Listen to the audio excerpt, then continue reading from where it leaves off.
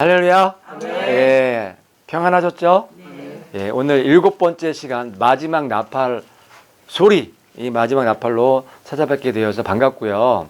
오늘 정말 중요한 시간이에요. 오늘 이 나팔절의 비밀에 대해서 우리가 알게 되면 정말 이 2017년 9월 23일 날 그 해달 별들의 그 표적이 더 선명하게 보이실 거예요. 그래서 오늘 집중해 주시고 귀를 여시고 저를 따라와 주시기를 바라겠습니다. 네, 그러면 먼저 이 나팔절에 대해서 우리가 좀 살펴볼 텐데, 이게 이제 쇼파르라고, 이게 나팔이에요. 나팔인데 그냥 나팔 아니고 양각 나팔이죠. 양각 나팔. 양각 나팔이라 하면은 말 그대로 양뿔이에요. 양각이. 쇼파르가 양뿔로 만든 나팔이에요. 이 양뿔을 잘라갖고 이 큰 솥에다가 푹 삶는 거예요. 푹 삶으면 안에 있는 뼈가 빠진대요, 쏙. 그래서 이렇게 만들어 갖고 부는 거예요, 그냥. 근데 여기에서 엄청난 영혼의 소리가 들려요. 이따가 한번 들려드릴게요. 지금도 이스라엘 사람들은 이 나팔절 때 이 나팔을 불어요. 그래서 오늘 이 나팔의 비밀에 대해서, 또 나팔절의 비밀에 대해서 아주 자세하게 우리가 아는 시간이 될 거예요. 궁금하시죠? 그러면은 들어가 보겠습니다.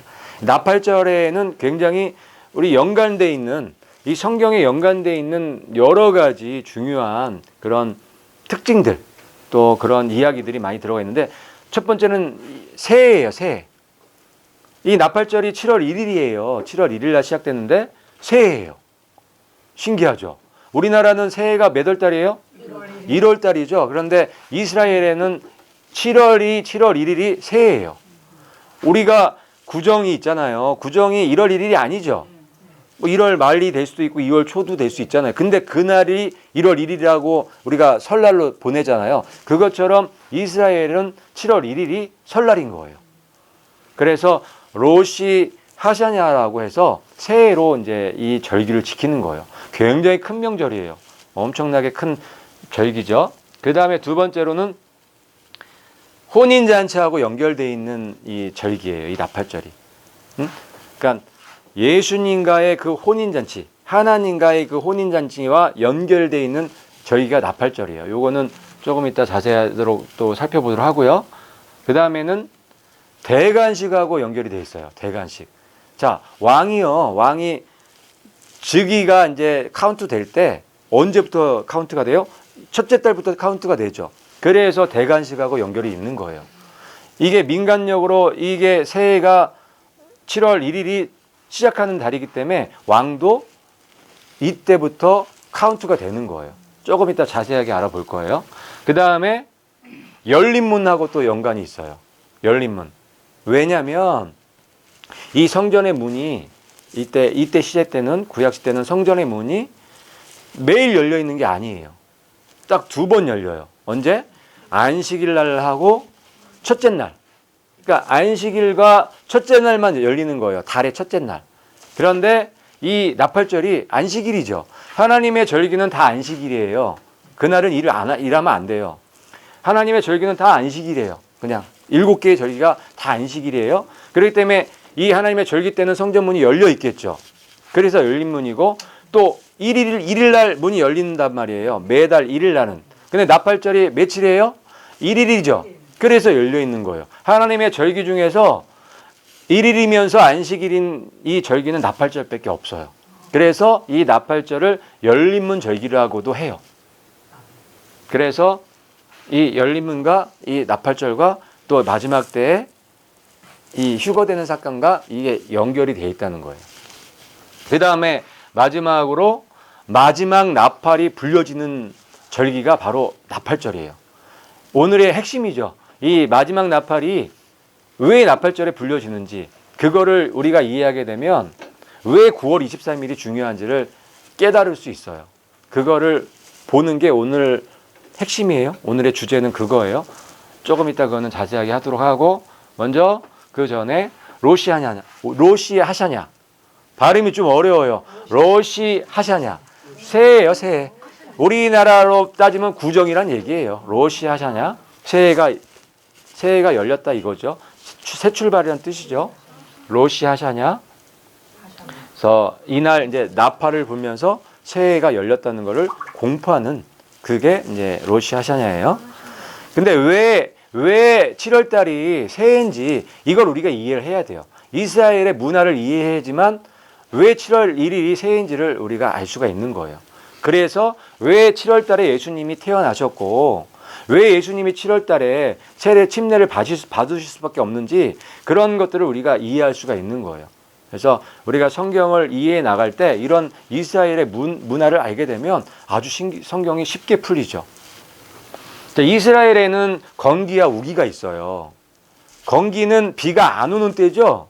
우기는 비가 계속 오는 때예요. 그래서 1월부터 6월까지는 비가 안 와요. 비가 안 와요. 1월 달에 마지막 그 늦은 비가 내리고 나서 그 다음부터는 6월 달까지는 비가 안 오는 거예요. 거기 이스라엘이 좀 사막이고 좀 이 사막지대잖아요. 그래서 건기와 우기가 있는 거예요. 우리나라랑 틀리단 말이에요. 그리고 7월부터 12월까지는 우기예요. 이때는 비가 계속 오는 거예요. 자, 농사를 지으려면 뭐가 필요해요? 비가 필요하잖아요. 그래서 7월 달이 새해가 되는 거예요. 7월 달이. 이때는 아무것도 못하죠. 비가 안 오니까. 그래서 7월 달을 사람들이 어떻게 해요? 고대하고 고대하는 거죠. 우리가 봄을 기다리는 것처럼 봄을 왜 기다려요? 씨 뿌리려고 기다리는 것처럼 이분들은 7월 달을 기다리는 거예요. 비가 오기를 기다리는 거예요. 그래서 7월 민간력으로 7월 1일이 새해 출발인 거예요. 그래서 종교력으로는 하나님의 달력으로는 이 1월 달이 새해 첫 출발이지만 민간력으로는 7월 달이 1월 1일인 거예요. 이해가시죠? 그래서 7월 1일이 새해인 거예요. 새해. 새 출발을 상징적으로 보여주는 거예요. 그래서 나팔절이 이 새 출발하고 연결이 되어 있는 거예요. 나팔절에 마지막 나팔이 불려져야 되죠. 왜? 마지막 나팔절과 새 출발은 맞물려져 있죠. 그래서 그런 거예요. 자, 이방 교회가 올라가요. 마지막 나팔 소리 듣고 올라가요. 그 다음에 뭐가 시작돼요? 환란이 시작되는 거예요. 이게 맞물려져 있는 거예요. 마지막과 출발이 맞물려져 있는 거예요. 자, 이방 교회가 끝이 나죠. 그러면서 이스라엘 교회가 또 다시 시작하는 거예요. 그렇죠? 그런 것들이 맞물려져 있다는 거예요. 자, 그래서 이 대관식 아까 말씀드렸는데 왕의 즉위 연도가 출발점이 7월 1일부터 한다고요. 성경에 그 내용들이 굉장히 많이 있는데 오늘은 두 가지만 보여드릴게요. 이게 보면은 아닥사스다 왕, 이 왕은 메데 페르시아 시대 때 왕이죠. 그 아닥사스다 왕 20년이라 할 때 이게 니산월 기준으로 봤을 때는 여기고 티스리얼, 그러니까 니산월은 1월이에요. 그러니까 종교력으로 1월 달이에요. 그리고 티스리얼은 7월인 거예요. 민간력으로 따졌을 때랑 이 종교력으로 따졌을 때랑 이 즉위 연도가 틀려진다는 거예요. 근데 성경에서는 어떤 걸 사용하고 있냐면 이 티스리얼을 사용하고 있다는 거예요. 이거를. 그래서 연도가 이렇게 6개월씩 차이가 날 수 있다는 거예요. 이거를 우리가 잘 계산하지 못하면 연도가 1년씩 이게 바뀔 수가 있는 거예요. 그래갖고 예수님이 죽으신 연도도 바뀌었죠, 지금. 이걸 잘 이해하지 못했기 때문에. 그래서 이 왕이 대관식하고 즉위 연도가 언제 카운트 된다는 건 굉장히 중요한 거예요. 그래서 오늘 성경으로 그거를 보시게 되면 우리가 성경을 더 자세히 볼 수가 있어요. 언니 건들지 말고. 자, 아닥사스다 왕의 제20년 기스르월에 내가 수상궁에 있었을 때 느헤미야가 아닥사스다 왕 20년 내에 이 기스르월은 9월이에요. 유대력으로 9월이에요. 이때 어디 있었다는 거예요? 수상궁에 있었던 거예요. 그렇죠? 그런데 2장 1절에 보면 아닥사스다 왕의 제20년 니산월에 왕 앞에 포도즙이 있었다는 거예요. 그러니까 20년 9월에도 이 왕 앞에 있었고요. 느헤미야가. 그리고 20년 니산월에도 9월 이 왕 앞에 있었던 거예요. 근데 기스르월은 9월이에요. 니산월은 1월이란 말이에요. 이상하죠. 그러니까 이 왕의 20년 때에 9월이 지나고 1월이 나오는 거예요. 그래서 이 말씀을 드리는 거예요. 이 왕이 즉위 연도가 언제부터 시작하느냐에 따라서 이게 틀려질 수 있다는 거예요. 이걸 모르면 이거 왜 그런지 이해가 안 되죠. 이게 안 되죠. 근데 7월부터 이 왕의 그 즉위가 시작된다고 생각을 하면은 이건 쉽게 이해되는 거죠. 왜냐면 7월부터 왕이 이제 출발하는 거예요. 그러니까 7월에 기스월이 포함되죠. 그 다음에 또 니산원이 나오겠죠. 그래서 이 말씀을 우리가 이해할 수 있게 되는 거예요. 이해되시죠? 그래서 이 성경만 봐도 이 왕들이, 이때 당시의 왕들이 즉위 연도가 7월 1일 날부터 시작됐다는 거예요. 이거 되게 중요한 거예요. 엄청 중요해요. 성경을 예언을 해석하는 데 있어서 굉장히 중요한 부분이에요. 근데 이걸 모르기 때문에 잘못 해석을 하는 거예요. 우리가 사용하는 달력처럼 똑같은지 알고 있단 말이에요. 아니라는 거예요. 여기는 7월 1일이 새해인 거예요. 왕의 대관식이 7월 1일부터 출발하는 거예요. 그래서 예수님의 대관식도 그때 있을 거라는 말씀을 하시는 거예요. 우리가 하늘로 올라갈 때, 나팔 불 때 하늘로 올라갈 때 그때 대관식이 있겠다는 거예요. 새 출발이죠. 그게 다 맞물려 있는 거예요. 자, 또 한 가지. 자, 이거 보면은 이거는 아닥사스다 왕 7년 때예요. 이게 에스라가 이제 그 칙령을 조서를 받고 예루살렘 중건하러 2차 중건령을 받고 가는 그 내용이에요. 요게 굉장히 중요한 거예요. 이걸 잘못 해석을 해갖고 예수님의 침례 받는 시기, 예수님이 십자가에 못 박히는 그 연도수가 다 바뀐 거예요. 그래서 우리가 이거를 정확하게 우리가 이해를 하면 정확하게 딱딱 떨어질 수밖에 없는 거예요. 그래서 아닥사스다 7년이 458년인 거예요. 요 니산을 기준으로 봤을 때는 종교력을 봤을 때는 요 때가 458년이에요. 아닥사스다 그 7년 때가. 근데 그러면 저게 당연히 뭐 BC 457년이 되겠죠. 이 아닥사스다 왕 7년이 BC 457년이 된단 말이에요. 요게 티스리얼 기준으로 봤을 때는 요게 겹친단 말이에요. 이렇게. 이해 가세요? 그러니까 7월부터 시작을 하니까 여기가 458년이 이만큼이겠죠. 458년 이만큼이겠죠. 종교력으로 우리가 이해를 하면은 여기서부터가 458년, 457년이지만 이 7월 기준으로 했을 때는 여기가 458년이 되잖아요. 그러니까 457년 부분, 1월부터 6월 부분이 458년이 된다는 거예요. 1년이 바뀔 수 있다는 거죠. 1년이 바꿔서 계산을 해야지 맞는다는 얘기를 하는 거예요, 지금. 자, 에스라가 예루살렘에 올라왔으니 아닥사스다 왕의 제7년 다섯째 달이라. 그렇죠? 아닥사스다 제7년에 다섯째 달에 올라온 거예요. 그러면 아닥사스다 제7년이면 제7년 다섯 달이면 어딜까요? 여기서부터 시작하죠. 왕의 즉위는 여기서부터 카운트 하잖아요. 그러면은 여기서부터 다섯 달 카운트 하면은 8, 9, 10, 11월 달이겠네요. 그렇죠?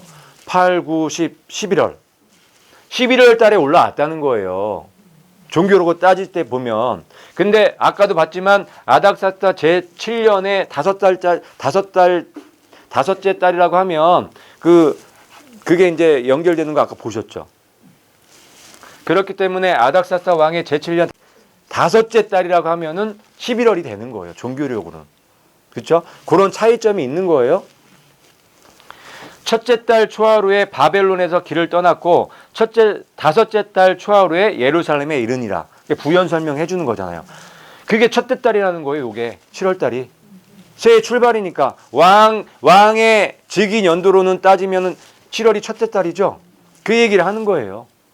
그 얘기를 하는 거란 말이에요. 그래서 우리가 이 말씀을 잘 이해를 해야지만 이 연도수가 바뀌지 않는 거예요. 그래서 7월 달이 첫째 달이죠. 왜 7월이 새해니까 7월 달이 첫째 달인 거예요. 그 얘기를 하는 거예요. 이 얘기가. 아까 그 아닥사스다 왕 20년 그 기스럴과 니산월이 있었던 것처럼 지금 제7년 다섯째 달이 그렇게 우리가 이해를 해야 된다는 거예요. 연결이 돼 있기 때문에. 그래서 여기가 458년이 되는 거예요. 그렇기 때문에 여기 457년이라고 우리가 여태까지 이해하고 있었는데 457년이 아닌 거죠. 여기가 이 7월 달이 돼야지만 457년 넘어가는 거예요. 그렇게 계산을 해야 된단 말이에요. 근데 이걸 계산을 안 하고 다 여기서부터 계산을 하니까 다 457년이 돼버린 거예요. 457년부터 483년을 플러스 시키면 31년이 되거든요. 다 여태까지 그렇게 계산을 한 거예요. 우리가 저번 시간에 살펴봤지만 예수님이 돌아가신 그 연도와 그 날짜는 30년 4월 5일 수요일 수밖에 없잖아요. 그때 유월절 날 돌아가실 수밖에 없잖아요. 그렇기 때문에 이걸 우리가 이해를 하면은 딱딱 들어맞는 거예요. 그래서 458년이 왜 458년이 되는지 우리가 이해했죠. 그러니까 1년이 땡겨져 갖고 30년 4월 5일 유월절이 딱 나오게 되는 거죠. 아닥사사 왕 7년이 여기 기간이 되는 거예요. 아닥사사 7년이 여기가 아니고 저쪽이 아니고. 이해 가셨죠? 이 도표가 그래서 우리가 이해할 수가 있는 거예요. 다니엘서 이 9장 25절이 그 70일의 그 말씀이죠. 70일의 예언 말씀이란 말이에요. 예루살렘을 중건하는 영이 날 때부터 기름 부음을 받은 자 곧 왕이 일어나기까지가 7일에와 60일에가 지나죠. 그러니까 중건령 내리고 나서 69일에 후에 예수님이 침례 받으신다는 얘기예요. 이 얘기가. 이 말씀을 갖다가 아주 성경적으로 정확하게 그 날짜가 딱 나와야 된단 말이에요. 정확하게 69일에 걸리는 거예요. 69.5 안 돼요. 정확하게 69일인 거예요. 69일이면은 483년이겠죠? 정확하게. 그러면 가을에 딱 그게 스타트를 했으면 483년 후에 가을에 딱 끝나야 되는 거예요. 그때 기름 부음을 받아야 되는 거예요. 그죠? 자, 아까 전에 그 에스라가 언제 그 조서를 받고 출발했어요? 첫째 달. 그쵸? 첫째 달이 언제예요? 7월 달 첫째 날에 출발했죠.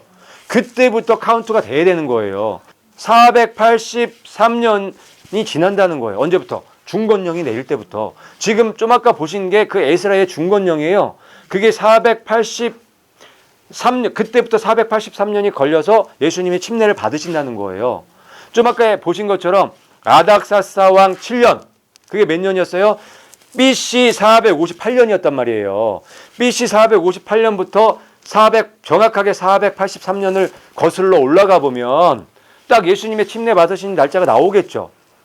그 성경으로 정확하게 그 날짜가 나와야 된단 말이에요. 예수님은 그냥 아무렇게나 오시지 않는단 말이에요.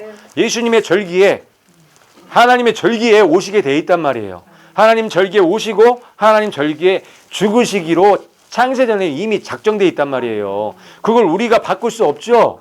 그걸 성경을 통해서 우리가 찾아내야 되고 발견해야 되고 알아야 되는 거예요. 그걸 알 때 우리의 믿음이 이만큼 커지는 거예요. 이만큼. 그래서 보면은 예수님이 BC 30년에 돌아가셨죠. 유월절, 수요일 유월절은 저 때밖에 없잖아요. 그래서 저기에서부터 3년 반을 이렇게 왔더니 AD 26년이죠.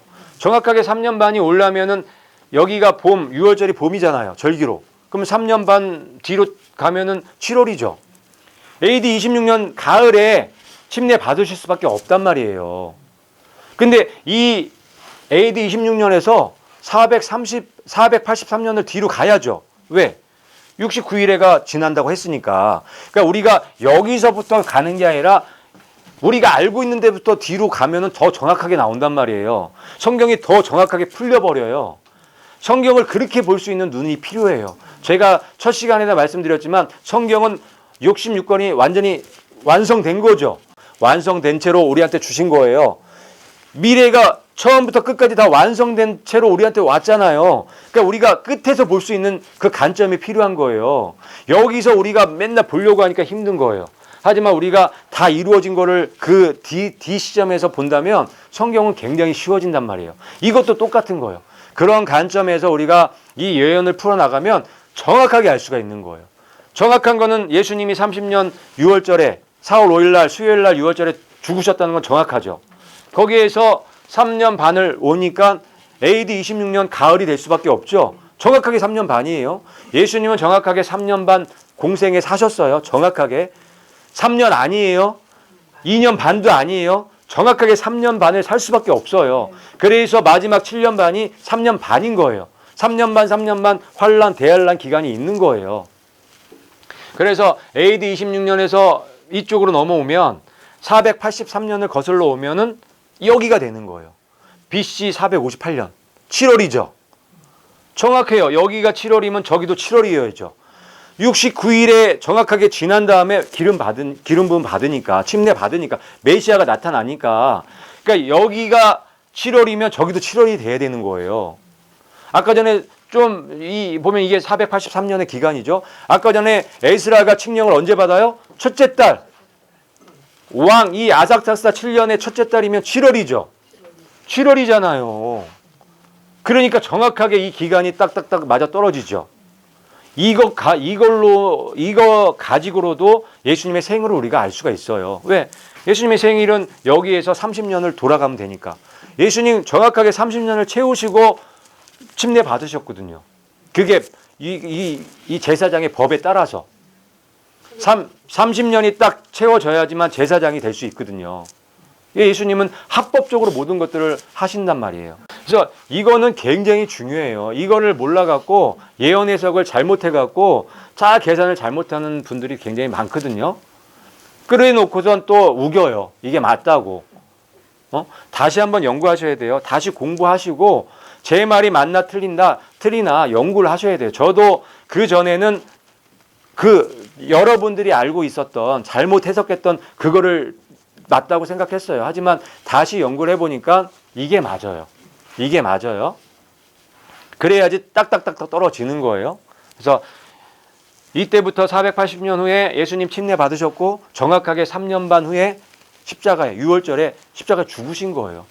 예수님은 하나님의 절기, 하나님의 모에이드에 의해서 모든 거를 진행해 나가실 수밖에 없는 거죠. 왜? 그게 태초전에 정해졌기 때문에. 이스라엘은 7월달이 새해라는 거, 그렇죠? 왕의 대관식이 다 7월달에 진행이 됐다는 거. 그리고 에스라가 이 조서, 이 예루살렘의 중건령을 그거를 받은 달이 첫째 달인데 그 첫째 달이 7월달이라는 거. 이걸 굉장히 중요한 거예요. 그렇게 카운트했을 때 예수님의 침례 받으신 날짜, 십자가에 못 박히신 날짜하고 다 맞아떨어지는 거예요. 한치의 오차도 없이. 예수님의 생일도 그렇게 나올 수 있는 거예요. 그래서 예수님의 생일이 7월일 수밖에 없는 거죠. 정확하게 딱딱딱 떨어져야 되기 때문에. 그래서 이 나팔절은 이 대관식과 굉장히 연결이 있는 거예요. 출발, 새해와 연결이 있는 거예요. 우리가 하늘에 올라가면은 새로운 시작을 하나요? 새 출발인 거예요. 새로운 출발을 얘기를 해주는 거예요. 마지막 나팔이 우리한테는 새로운 출발이란 말이에요. 자, 그 다음에 이제 우리가 혼인잔치에 대해서 좀 알아볼 필요가 있어요. 나팔절하고 혼인잔치는 굉장히 연관이 많이 있고 성경 전체가 우리와 예수님과의 혼인 이야기예요. 결혼 이야기란 말이에요. 그래서 이 유대인들한테 이 말씀을 쭉 주시고 또 어떤 이 혼인잔치의 이 풍습을 주셨을 때 그런 이 성경에 있는 이야기들, 예수님과 우리들의 관계를 혼인잔치 속에 아주 깊숙이 연결을 시켜 놓으셨어요.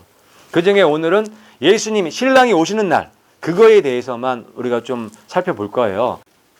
유대인의 혼인잔치에 그 신랑이 신부를 데려가는데 특징 중에 첫 번째는 아무도 모른다는 거예요.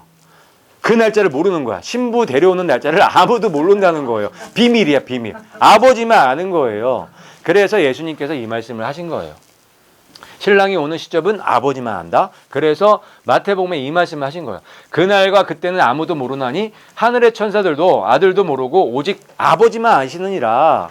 그러니까 이거는 모른다고 말씀하시는 게 아니라 역설적으로 어떤 절기에 오신다는 걸 말씀해 주신 거예요. 예수님은 태어나는 것도 절기에 맞춰서 하나님의 정한 때에 맞춰 태어나셨죠. 침례도 정한 때에 침례 받으셨죠. 죽으시는 것도 이 정한 절기에 죽으셨죠. 오시는 것도 다시 오실 때도 하나님의 절기에 오신다고요. 그게 바로 나팔절이란 말이에요. 나팔절이 혼인 잔치하고 아주 그냥 일치하는 그런 절기이기 때문에. 두 번째는 신랑이 신부를 도둑같이 훔쳐간다. 이런 간용어가 있어요. 이 이스라엘에는 신랑이 한밤중에 와야 되는 거예요. 한밤중에. 낮에 안 와. 한밤중에 오는 거예요. 그래서 유대인들의 이 혼 풍습에는 신랑이 신부를 도둑처럼 훔쳐간다. 이런 이 얘기가 있는 거예요. 간용어로 쓰이는 그 단어가 있는 거예요. 그래서 이 혼인 이 열처녀 비유에 이 말씀이 있는 거예요. 한밤중에 외치는 소리가 나되 보라 신랑이 오다 맞으러 나가자 나오라 뭐 이런 소리가 있는 거예요. 한밤중에 외치는 소리가 나죠. 이 외치는 소리가 아주 특별한 소리예요. 그게 이제 세 번째 특징하고 맞물려 있어요. 신랑이 올 때 그냥 오는 게 아니라 나팔을 보고 온대요. 나팔을. 그러니까 이스라엘들이 나팔 보고 왔대요. 진짜 신랑이 신부 데리러 올 때. 그게 외치는 소리예요. 한밤중에 외치는 소리. 나팔 보고 오는 거예요. 그 소리를 듣고 신랑이로다 맞으러 나가자 이 얘기를 한 거예요. 자, 예수님 오실 때 그렇게 오시나요? 주께서 호령과 천사장의 소리와 하나님의 나팔 소리로 친히 하늘로부터 강림하신다. 아멘이죠. 이 말씀을 이스라엘 백성을 통해서 몇 천년 이상을 연습을 시키신 거예요. 그래서 이 유대인들은 이 말씀을 보면은 다 이해를 하는 거예요. 그냥 예수님하고 예수님이 언제 오시고 예수님이 우리의 신랑이라는 걸 그냥 아는 거예요. 이 말씀들만 보면. 왜? 이걸 1500년 이상을 이걸 연습을 했기 때문에. 결혼을 통해서. 그냥 생활이야, 삶이야. 이 유대인들한테는 이게. 그러니까 이 말씀을 얼마나 잘 이해하겠어요. 자, 이게 세 번째 특징 이해 가셨죠? 그래서 나팔 소리와 함께 오는 거예요. 나팔 소리와. 호령과 함께. 네 번째 특징은 이거예요. 신랑이 신부를 안아서 데려가신대요. 안아서. 그래서 그녀의 아이가 어떻게 해요? 체에 올라가죠. 체에 올라가는 거예요. 안아서 데려가는 거예요. 체에 올라가는 거. 그게 안아서 올라가는 거예요. 그게 니수인의 그러니까 이 혼인잔치, 신랑이 신부를 데려오는 그게 이제 혼인잔치잖아요. 니수인의 아주 제일 큰 특징 중에 하나예요. 우리 살아남은 자들도 구름 속으로 끌어올려. 요게 채워 올라간다는 거거든요. 끌고 올라가시는 거잖아요. 공중에서 주를 영접하게 하시리니. 이 말씀들이 유대인들의 결혼 풍습에 아주 너무너무 많이 묻어 있다는 거예요. 그래서 유대인들은 이걸 너무 쉽게 이해하는데 우리는 잘 이해가 잘 안 되는 거죠. 우리는 우리 문화가 틀리니까. 하지만 유대인들의 이 결혼 풍습을 좀 이해하면 예수님이 왜 이런 말씀들을 하셨는지를 이해할 수 있겠죠. 특별히 요거. 그날과 그때는 아무도 모르고 천사도 모르고 아들도 모르고 아버지만 안다. 뭐 이 얘기예요. 그때 오신다는 거죠. 나팔절 그 절기에 오신다는 얘기를 하시는 거예요. 그래서 요 네 가지 특징들, 이게 혼인잔치의 특징들이고 이 혼인잔치가 이 나팔절하고 이제 연결이 돼 있다는 거예요.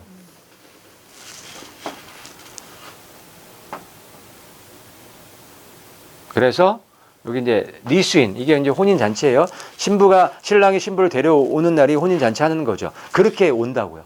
예수님께서. 그래서 안아서 들러가고 이제 데려가시는 거예요. 그게 우리가 마지막 나팔 소리 들릴 때 순식간에 변해서 체에 올라가는 사건이란 말이에요. 2017년도 9월 23일 껴져 있는 달력이에요. 달력인데 달의 움직임을 갖다가 기록한 원력이라고 하죠. 달이 이렇게 변하는 거예요. 이렇게 변해서. 근데 우리가 이제 살펴볼 건 20일부터 23일까지예요. 여기에서 달 모양이 틀리죠, 요게. 요 20일 날은 이제 마지막 날인 거예요. 6월 마지막 날인 거예요. 새해 전날이란 말이야. 요 달이 금음달이에요. 저런 금음달. 저걸 금음달이라고 해요. 그러니까 새해로 7월 달로 바뀌는 그 순간에 뜨는 달이 금음달이에요. 저게. 그 요거는 반대로 돼 있죠. 예, 금음달에서 초생달로 바뀔 때, 요게 바뀔 때, 요 금음에서 초생달로 바뀌는 거예요. 근데 똑같아 보이잖아요. 근데 방향이 완전히 틀린 거야, 방향 자체가. 그리고 얘는 금음달은 달 중에 가장 작은 달이야. 관찰이 안 돼, 거의 안 돼. 그냥 일반 사람들이 눈으로 보기에 너무 어려운 달이란 말이에요. 근데 요 달이 또 새벽에 떠요, 새벽에 다 잠잘 때, 이때 떠갖고 요로 넘어가는 거란 말이에요. 그 관찰이 잘 안 돼요. 그래서 이 유대인들은 이 새해를 갖다 이틀 동안 보내는 거야. 이틀 동안. 7월 1일하고 2일하고. 왜냐면 이 달이 변하는 게 이게 변하는 관찰이 잘 안 돼요. 이 셋째 날부터 달이 확실하게 관측이 되는 거예요. 여기는 이게 분간이 잘 안 되는 거야. 그래서 확실하게 달이 관측됐을 때 불 같은 거 피어갖고 새해가 시작됐다 이렇게 또 알려줬고, 그 다음에 이 둘째 날에서 셋째 날로 넘어갈 때 마지막 나팔을 불렀다는 거예요. 그래서 지금부터 이 마지막 나팔에 대해서 우리가 이제 좀 알아보려고 하는 거예요. 그리고 이 달을 간직하기가 어려웠기 때문에 또 이 말씀도 그래서 하셨다는 거예요. 그 날과 그때는 아무도 모르나니 하늘의 천사들도 아들도 모르고 오직 아버지만 아시느니라. 그러니까 이 날을 갖다가 아무도 모르는 거예요. 그러니까 나팔절 이 기간이 아무도 모르는 날이야. 그러니까 이게 누구도 이게 언제 어디서 바뀌는지 이걸 확인하기가 어려운 거예요. 그래서 이걸 정확하게 확인하는 그 시점이 여기에서 여기로 넘어가는 시점인 거야. 둘째 날에서 셋째 날로 넘어가는 시점에 확실하게 누구든지 이렇게 확인할 수 있는 그 시점인 거예요. 그래서 이 나팔절이 아무도 모르는 날. 이렇게 이제 유대인들은 아는 거예요. 자연스럽게. 이해가시죠? Avinu Malkeinu, our Father, our King. Tekiah. Shevarim. Tekiah. Tekiah. Shevarim. Tekiah. Tekiah. Teruah. Tekiah. Tekiah. Teruah. Get ready. And if you don't have a shofar, you can shout. Are you ready? Let them give the last blast, and then everybody, you shout to God. Who knows if this won't be the last blast? We got the whole world to go around. I don't know where it ends. But get ready. Tekiah Hagadol.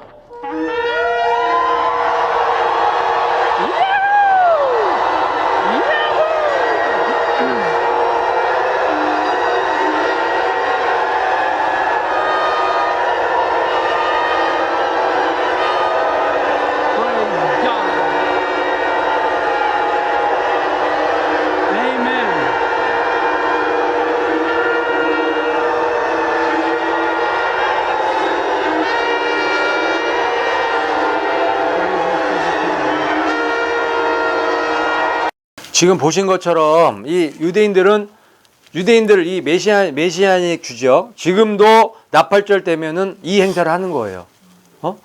나팔을 이틀에 걸쳐서 100번을 불어요. 지금 보신 것처럼 4가지 종류의 이 나팔을 부는데 33번씩 3번 끊어서 부르고 마지막 100번째 나팔을 길게 불어요. 그게 마지막 나팔이에요. 그때 이분들은 예수님이 오신다고 믿어요.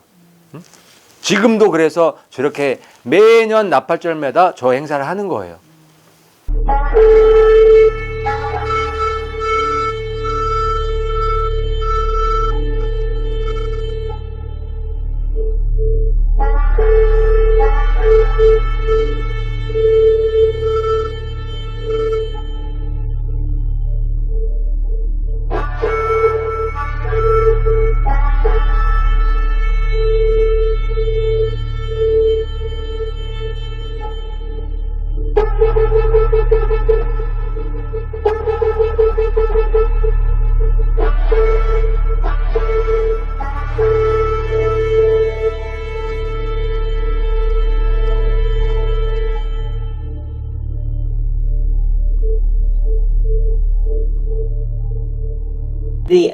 The first one is called the Tekiah, which is the awakening blast, and it is just a 3-second sustained note. Here it is. The second one is called the Shevarim, and this is 3 1-second notes rising in tone. You'll hear this.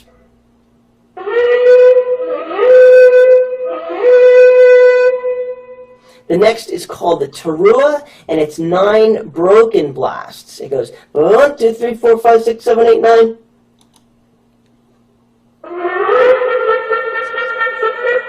Okay, and then finally, just after that is done, what you have is they do all of those 33 times during the period of this 2-day Moed, this 2-day feast day, the Feast of Trumpets. It's called the Long Day. It's a 2-day period. And then at the very end, at twilight, when it's ending, in the twinkling of an eye, that's twilight, this is blown. It's called the Tekiah Gadolah. Here we go.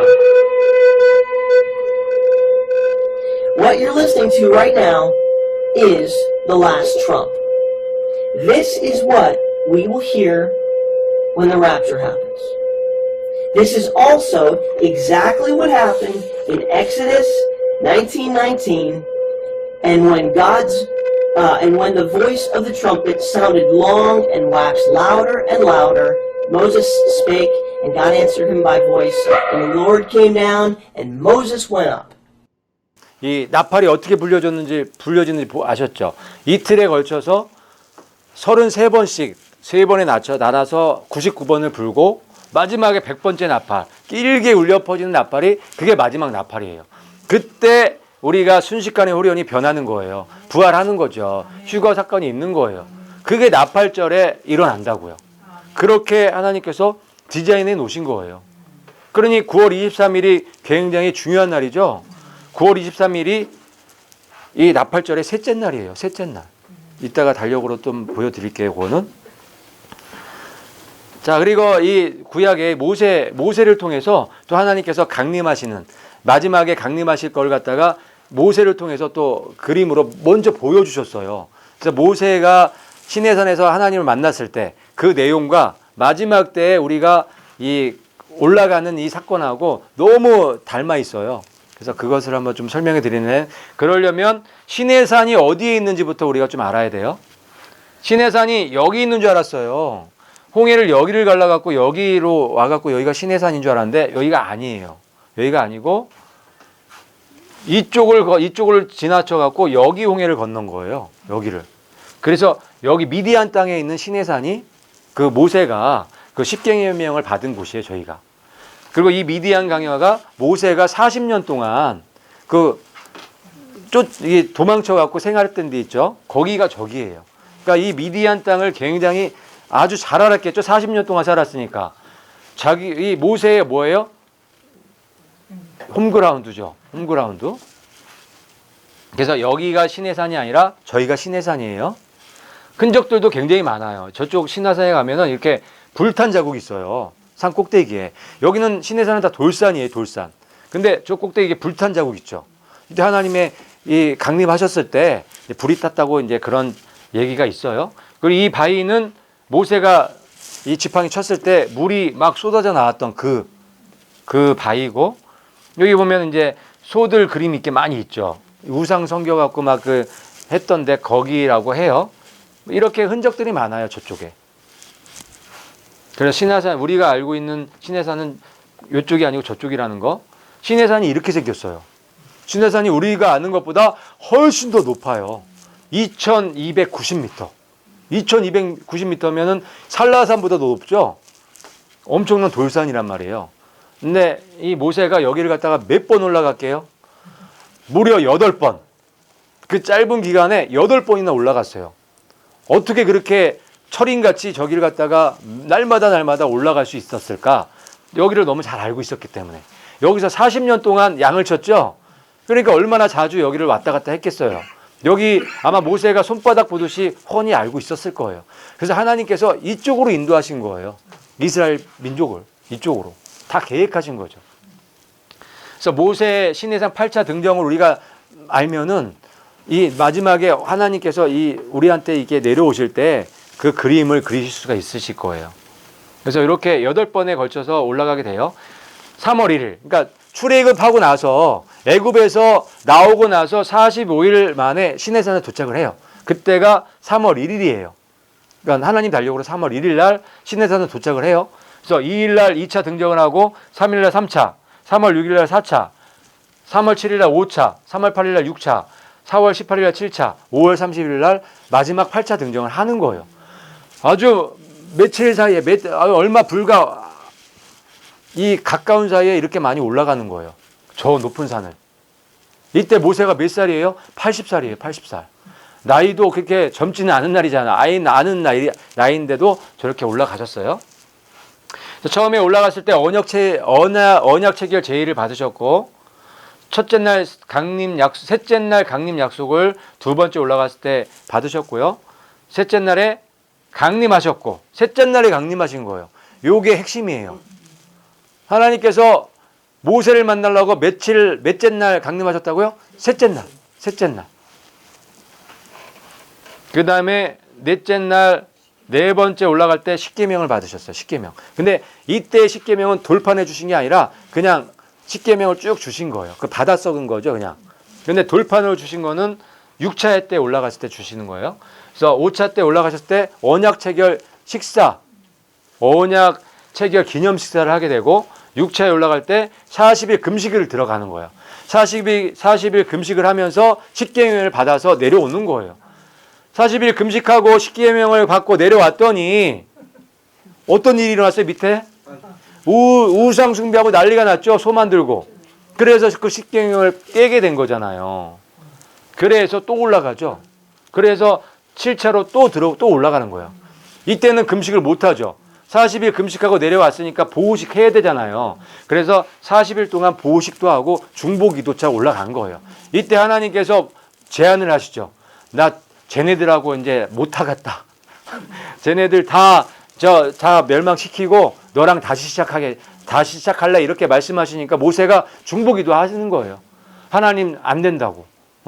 하나님 명예에 손상이 가니까 안 된다고. 차라리 저를 생명책에서 지워달라고 그 유명한 중보기도를 이때 하는 거예요. 그래서 8번째를 5월 30일 날 이제 또 올라가는 거예요. 그래서 또 40일 금식을 하는 거예요.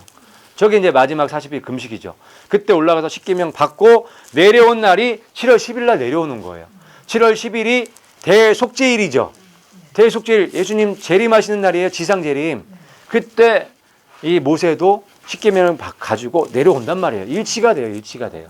그래서 우리 이제 지금 2017년도 달력을 통해서 이 모세의 8차 등정을 딱 보게 되면 이제 어떤 일이 이루어질지가 이제 좀 그림이 그려지실 거예요. 그래서 이 5월 달이죠. 그러니까 하나님 달력으로 3월 1일이면 우리 달력으로는 이 5월 26일이 돼요. 한 2달에서 3개월 차이가 나기 때문에.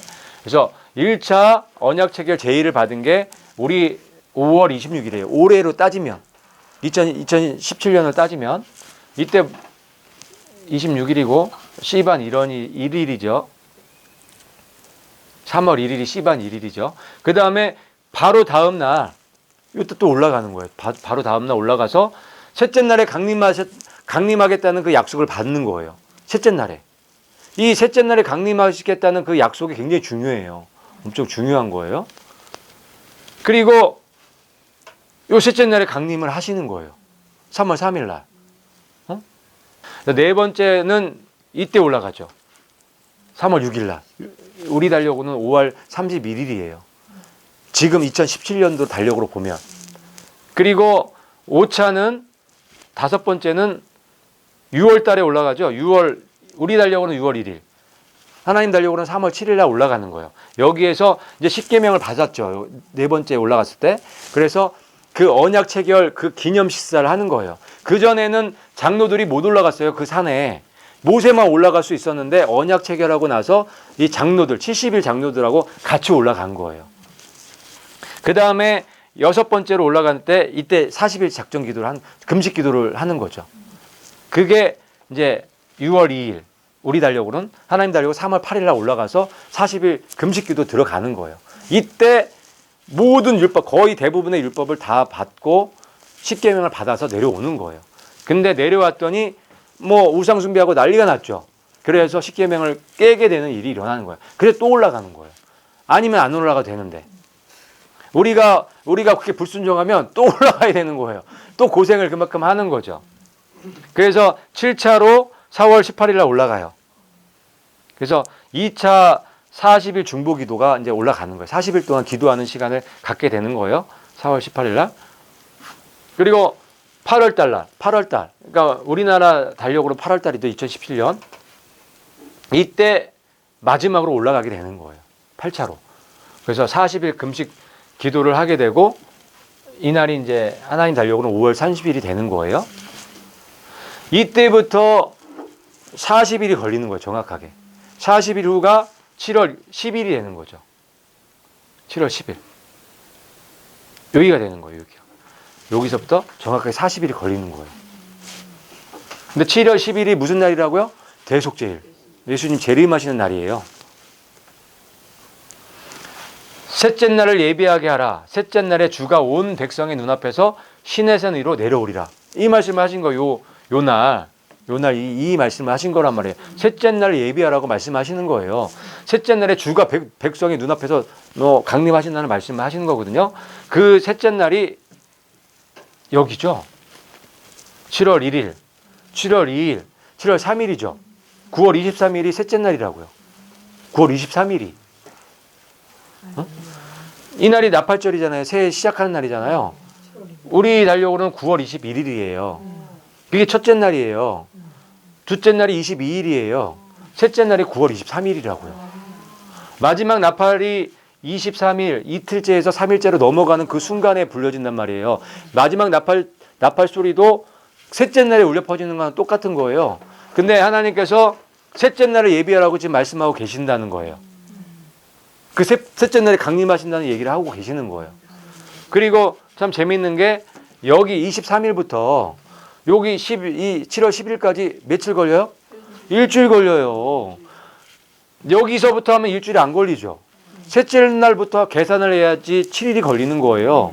이래가 지나서. 우리 노아 때와 같으리라 이래가 지나서 배웠죠. 한 이래가 지나서 이제 쏟아지잖아요. 재림이 하시잖아요. 그 얘기를 또 여기에서도 그렇게 또 보여주고 계시는 거예요. 그러니까 여기가 이제 시작 카운터예요. 9월 23일이 셋째 날이. 자, 일주일 지난 다음에 대속제일 지상 재림하시는 날이에요.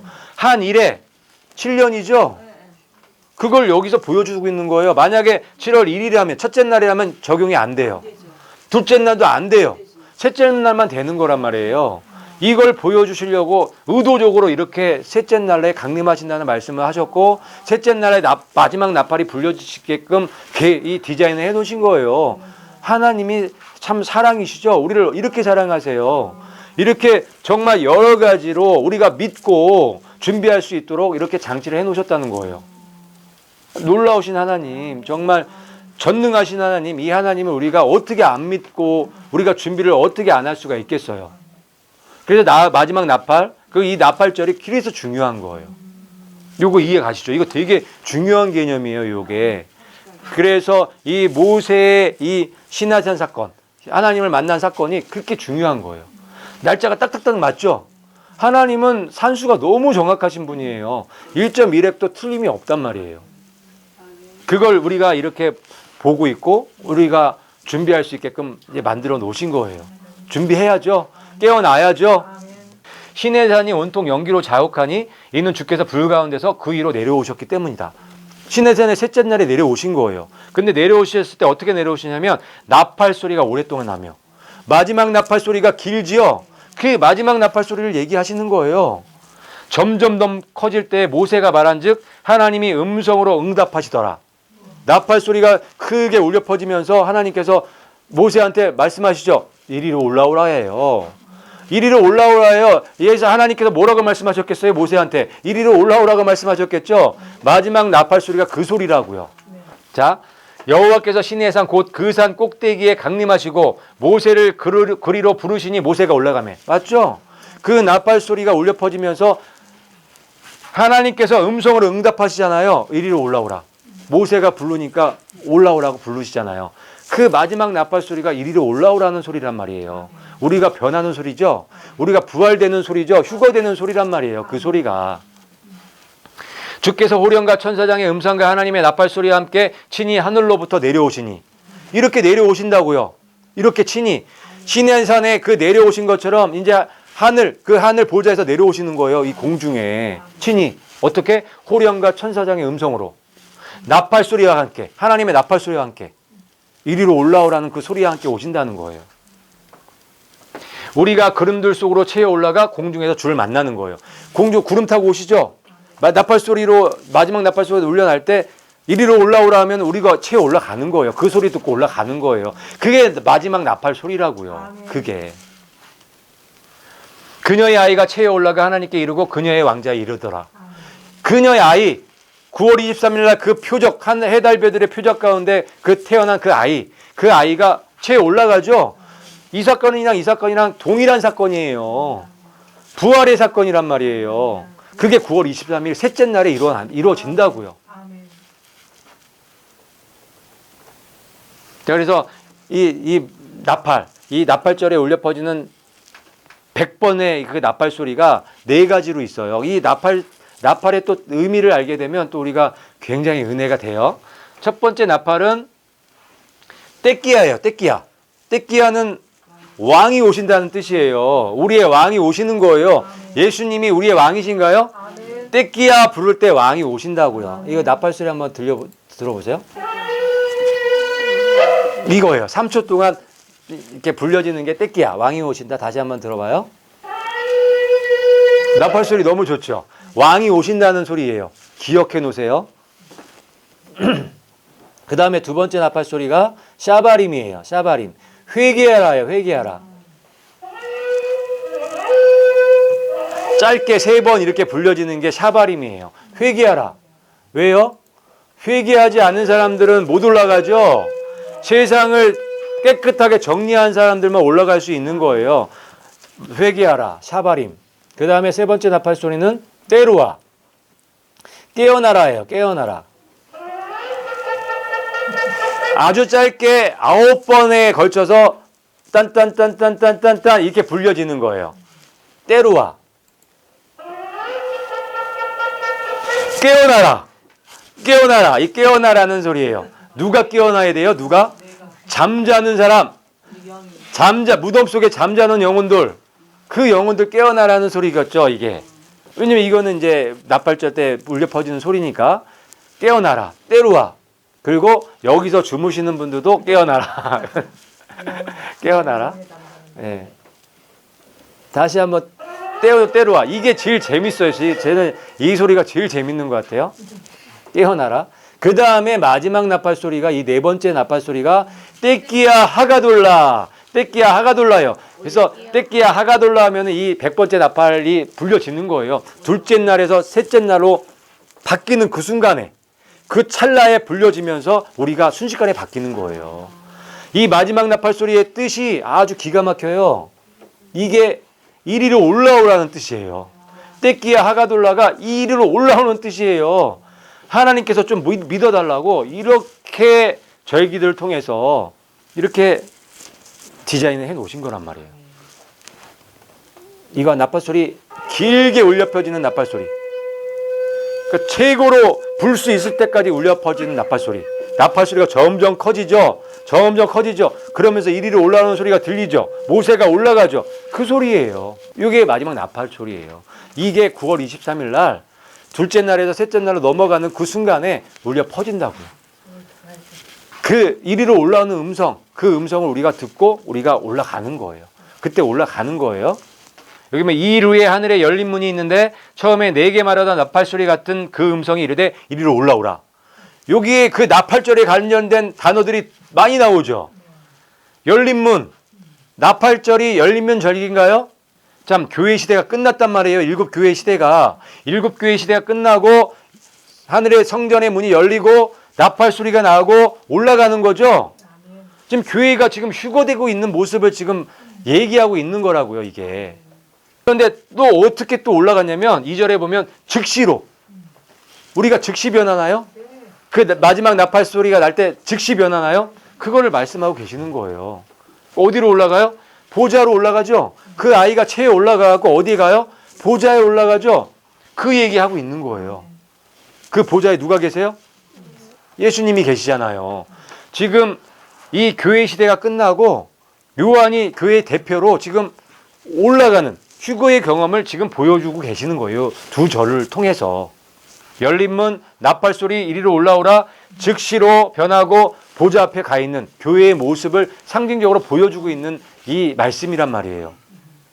내 백성아 갈지어다. 내 밀실에 들어가서 내 문들을 닫고 분노가 지나가기까지 잠깐 숨을 지어다. 밀실로 가래요. 밀실로. 밀실에 가서 문들을 닫고 분노가 지나가기까지 잠깐 쉬고 있으라는 거예요. 밀실이 어디예요? 밀실. 하늘이죠. 이 분노, 이 마지막 때의 이 분노, 이 심판, 이 재앙을 피할 수 있는 곳은 하늘뿐이 없단 말이에요. 그러면서 이렇게 말씀하세요. 보라, 여호와께서 그의 처소에서 나오사 땅의 거민의 죄악을 벌하실 것이라. 하나님께서 어디에서 나오세요? 그 처소에서 나오셔서 땅의 거민의 죄악을 벌하신다고 말씀하고 계시잖아요. 그러면 이 밀실이 하나님의 처소라는 것을 우리가 알 수가 있죠. 그렇기 때문에 9월 23일 그날에 우리가 채어 올라가는 사건이 있을 수밖에 없다는 얘기예요. 마지막 나팔이 불려질 때 우리가 순식간에 호련히 변화돼서 하나님의 보좌 앞으로 올라갈 거라는 말이죠. 나의 성도들을 내게로 모을지니 곧 희생물로 나와 언약을 맺은 자들이라. 아멘. 예. 나의 성도를 어떻게 모은대요? 하나님께로 모은다는 얘기죠. 나의 성도들을 내게로 모을지니. 지금 하나님께서 그날 나팔절날 그 마지막 나팔을 불려질 때 하나님께서 하나님의 백성들을 모으신다는 거예요. 하나님의 성도들을 모으신다는 거예요. 곧 희생물로 나와 언약을 맺은 자들이다. 그 성도들이 누구냐? 희생물로 언약을 맺은 사람들. 희생물이 누구예요? 어린 양 예수님이시죠. 예수님과 언약을 맺은 사람들은 육신대로 살지 않고 성령의 인도하심대로 사는 사람들이죠. 그 사람들이 바로 하나님의 성도고 그 성도들을 하나님께서 그날에 모으시겠다는 말씀을 하시는 거예요. 그리스도 예수님 안에 있는 자들에게는 결코 정죄함이 없나니 그들은 육신을 따라 걷지 아니하고 성령을 따라 걷느니라. 이 사람들이 바로 예수님과 언약을 맺은 사람들이라고요. 그리스도 예수님 안에 있는 자들에는 육신을 따라 쫓지 않고 성령을 따라 걷는 거예요. 이 사람들에게 결코 정죄함이 없다. 이렇게 말씀하시는 거야. 이 사람들을 하나님께서 지금 부르시고 계시고 모으시고 계시고 그날에 데려가신다고요. 안아서 가신다고요. 거기에 우리가 포함되어야 된다고요. 그리스도께 속한 사람들은 애착들과 정욕들과 함께 육신을 십자가에 못 박았느니라. 아멘이시죠? 예수님의 사람들은 모든 애착들, 모든 정욕들, 모든 육신들을 십자가에 쾅쾅쾅 못 박은 사람들이라고요. 이게 아직까지 남아있고 이거에 얽매여 산다면 그 사람들은 예수님과 언약 관계에 있지 않단 말이에요. 그래서 우리의 모든 애착들과 모든 정욕들과 모든 육신의 생각들을 이제 십자가에 다 못 박으셔야 된다고요. 그게 바로 정신을 차리는 거고 깨어나는 거고 그게 바로 밀실에 들어가는 길이라는 거예요. 그래서 우리가 오늘 이 마지막 나팔, 이 나팔절에 대해서 쭉 살펴봤는데 이 마지막 나팔이 울려 퍼질 때 우리가 어디에 있어야 될지 그거를 오늘 분명히 우리가 생각하고 모든 애착들 또 모든 정욕들 모든 육신의 생각을 다 내려놓고 이제 예수님만 바라보고 걸어가는 정말 예수님의 사람들 참된 그리스도인들이 모두 되기를 축복합니다.